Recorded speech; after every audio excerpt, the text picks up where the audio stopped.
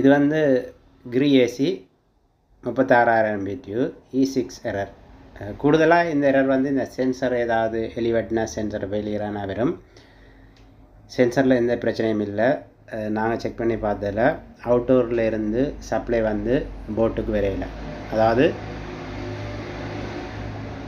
அவுட்டோரில் இருந்து 2 சப்ளை வந்து இந்த போட்டுக்கு வரும்.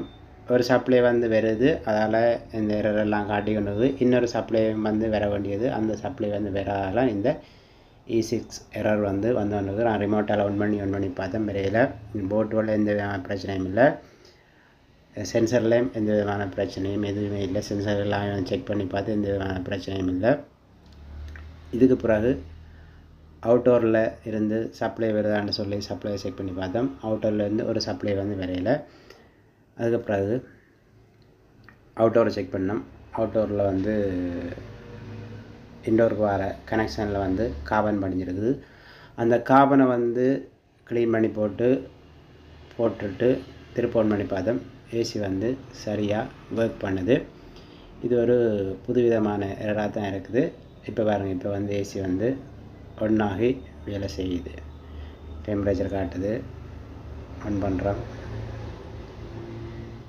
ரைட், ஓகே, ஒர்க் பண்ணுது, எந்த விதமான பிரச்சனையும் இல்லை. E6 வந்தால் கூடுதலாக வந்து அவுட்டோரில் இருந்து வர சப்ளை, இன்டோருக்கான சப்ளை வந்து அதில் ஏதோ ஒரு பிரச்சனை இருக்குது, கார்பன் படிஞ்சிருக்கு, அல்லது எலியோ அணிலோ வயரை வந்து வெட்டிட்டு, அல்லது எதிர் வகையில் வந்து கனெக்ஷன் டிஸ்கனெக்ட் ஆனால் E6 எரர் வந்து காட்டி கொண்டிருக்கும். ஈஸியாக வந்து இந்த விஷயத்தை வந்து நாங்கள் வந்து செஞ்சுட்டு போகலாம். இந்த ஏசி வந்து கிரி ஏசி 36,000 BTU 3 பேஸ். இந்த ஏசி பார்த்திங்கன்னு சொன்னால் அநேகமாக இந்த வெட்டிங் ஹால், பெரிய பெரிய இடங்களுக்கு தான், இந்த ஷாப்பிங் மால் அதுகளுக்கு தான் இந்த ஏசி வந்து போட்டுறது.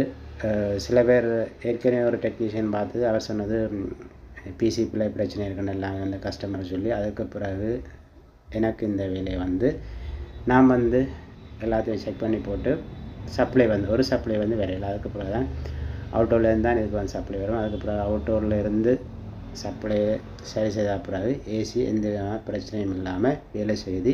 E6 வந்தால் இப்படி ஈஸியாக வந்து இந்த கிரி ஏசியை வந்து திருத்தி கொள்ளலாம்.